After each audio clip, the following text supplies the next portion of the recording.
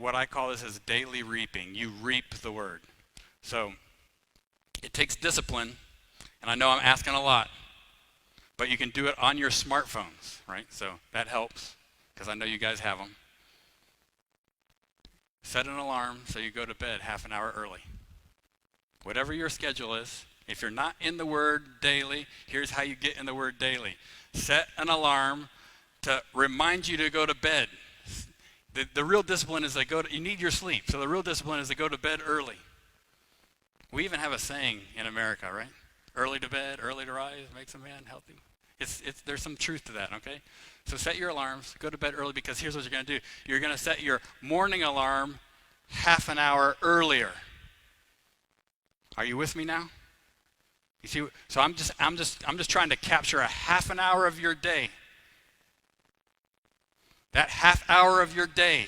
So you're half an hour early to bed, half an hour early to rise. When you rise, here's what you do. You take out the Bible. I would start with Matthew. It's a very easy place to start. First book of the New Testament, and start to read one chapter a day. So reap, it's an acrostic, which I love acrostics. You know that. So the R in reap stands for read. Pretty simple, right? Open the Bible, take a chapter, read it all the way through. So if you don't already have a plan that you're reading through the Bible on a regular way, this is where you start. Matthew chapter 1, read it all the way through. Day 1, Monday, tomorrow, don't forget it. Read the scripture, one chapter. It doesn't take long, about 2 minutes. That's not enough if you're going to reap the word, because we don't want to be mere hearers. We want to be effectual doers. So instead of just reading the word, part 2 of reap is to examine the word, which means you want to understand its content. You want to understand what it says. You want to understand what God is calling you to obey. You want to decide in that examination who I might tell about this. How can I bring this into conversation? What should I memorize? So that's the examining part. You take it a step deeper. It's not just, lots of people, they'll start reading the Bible, they'll read 7 chapters at once, and they'll be like, they're through it quick. I'm not talking about reading the Bible. You can have that goal somewhere else. This goal is to examine it. You read one chapter, you examine it, you ask the question, what does it say? What is God telling me to obey? Boom. That's examining the scripture. So that's R-E, reap, next letter, A, which is application. You apply it to your life. Now, it's not happening yet because you're still in your first half hour, right? So what you're doing in that first half hour, that application is just determining what it is that you're going to apply from the scripture to your life. So many of you are professionals. You've heard of SMART goals or setting goals or something goal-oriented, or you have objectives or daily things you have to accomplish. You've got some kind of procedure. You know how it's done, right? You decide, this is what I'm going to do. You write it down so that you get it done. Are we together? So the application in REAP is just determining what I am going to apply to my everyday life. What am I going to do with the scripture? See, this is such a huge one, though, because it takes you from being a mere hearer of the word to an effectual doer. You have a real plan. You see? Because sometimes the scripture just tells me one simple thing I got to get done. So I just want to write that down so I don't forget it.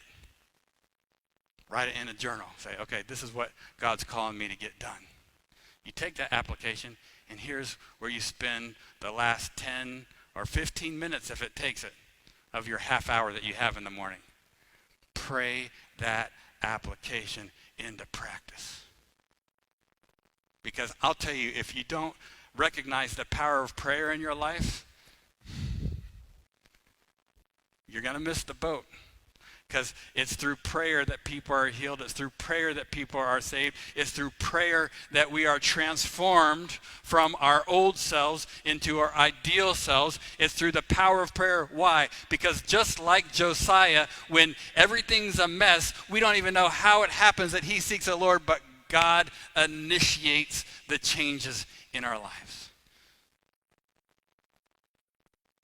At some level, we're passive, but in prayer, we're active.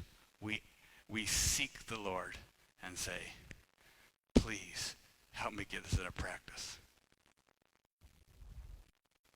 I'll tell you what, if you follow this piece of advice, if this is the only thing you do this month, for the whole time we've been studying Chronicles, if you add this one practice to your life. So if you do it 5 days a week, which is what I usually recommend, Monday, Tuesday, Wednesday, Thursday, Friday. If you have a couple days off during the week, they may be different. I often don't do it on my days off, unless I'm spending the whole day praying or something. But usually I try to get 5 days a week. I put it into my weekly plan. Half an hour for this, dun. No matter what else I'm studying. You know, I got a whole bunch of Bible stuff to study for Chronicles. That doesn't count, right? Talk about the daily stuff. Your half hour with the Lord. If you do that 5 days a week, here's how much time you take out of your week. 2.5 hours. You know how often you waste 2.5 hours on a movie? Or 3 back-to-back TV shows on a binge thing on Netflix, right? But that's wasted time. I'm talking about intentional time. You intentionally put this into practice day after day after day. It won't be many weeks before you've developed a new pattern of life. And guess what? It won't be long before we can say, she did what was right in the sight of the Lord. He sought the face of the Lord. She humbled herself and prayed. He turned from his wicked ways. And their God heard them from heaven. And he forgave them all their sins and trespasses. And he restored their life. Brothers and sisters, that's the challenge.